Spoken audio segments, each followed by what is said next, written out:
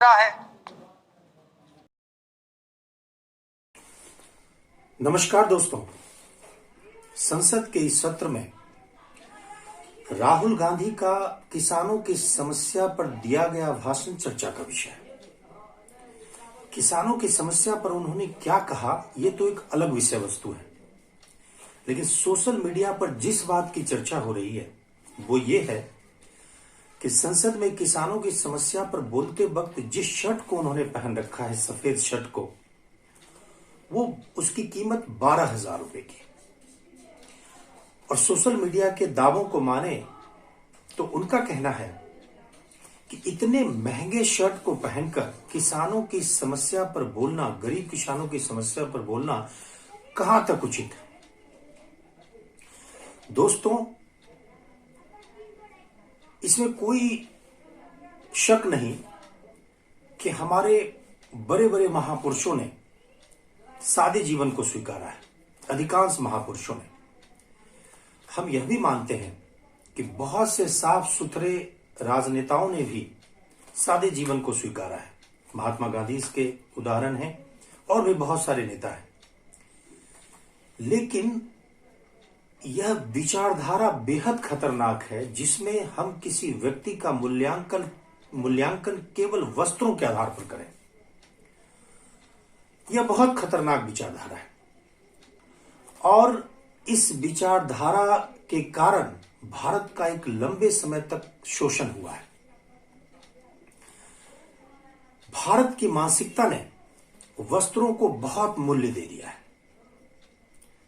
हमने वस्त्रों के आधार पर ही सब कुछ मूल्यांकन करना शुरू कर दिया। हम यह मानने लगे कि अगर किसी ने गेरुआ वस्त्र पहन रखा है तो वो साधु होगा, अगर किसी ने सादे जीवन को स्वीकार कर रखा है तो महात्मा होगा, और किसी ने महंगे शर्ट को पहन रखा है वो आदमी गलत होगा, वो आदमी सामाजिक नहीं होगा, वो गरीबों पर बोलने का हक नहीं रखेगा।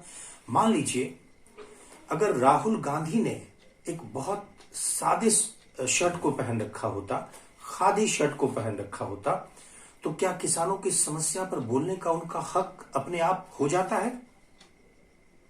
क्या हम ये मान लेंगे उसके बाद कि वो किसान की समस्या पर बोल सकते हैं? वस्तुतः यह पूरी की पूरी मानसिकता गलत है। हमने एक ऐसे विचार को पकड़ रखा है जिसमें हम किसी व्यक्ति का मूल्यांकन केवल और केवल वस्त्रों के आधार पर करने लगते हैं। भारत की इस मानसिकता को बहुत से तेज तर्रार और चालाक और धूर्त लोगों ने समझा और इसलिए जनमानस का जबरदस्त शोषण किया। याद कीजिए, बहुत पुराने काल में रावण ने भी हमारी इसी मानसिकता का शोषण किया। वो अच्छी तरह से जानता था कि जब तक वो साधु का वेश धारण नहीं करेगा, सीता सहज नहीं होगी और उनका हरण नहीं हो सकता। इसलिए रावण ने साधु का वेश धारण किया। वहां भी उसने हमारे इसी मानसिकता का शोषण किया, वस्त्र को ही आधार बनाया। देश में बहुत से धूर्त राजनेताओं ने खादी वस्त्र को पकड़कर और सादे जीवन को अपनाकर जनमानस का बहुत शोषण किया, बड़े बड़े घोटाले किए। आज भी जेलों में बंद कई संत महात्मा हैं जिन्होंने इसी वस्त्र को आधार बनाकर भोले भाले जनता का जबरदस्त शोषण किया और तमाम तरह के कुकृत्य किए। वस्त्रों का एक अपना मूल्य है। चेतना जब बहुत विकसित होता है तो वो सादे वस्त्रों का उपयोग करता है, ये एक अलग विषय वस्तु है। लेकिन जब वस्त्र को ही हम सब कुछ मानने लगे और उसी आधार पर किसी व्यक्ति का मूल्यांकन करने लगे तो यह विचारधारा हमारे शोषण का आधार बन जाता है।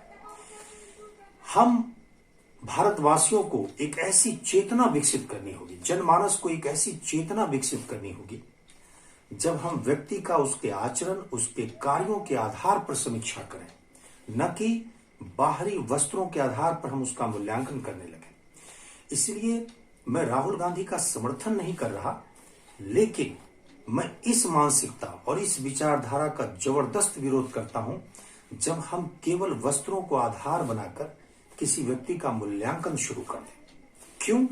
क्योंकि जिस दिन हमने वस्त्रों का इतना मूल्य दे दिया तो कोई व्यक्ति फिर से सादे जीवन को अपनाकर, सादे वस्त्रों को पहनकर, खादी के वस्त्रों को पहनकर हमारा शोषण कर सकता है और हम उसे समझने में नाकाम हो जाएंगे। बहुत बहुत आभार।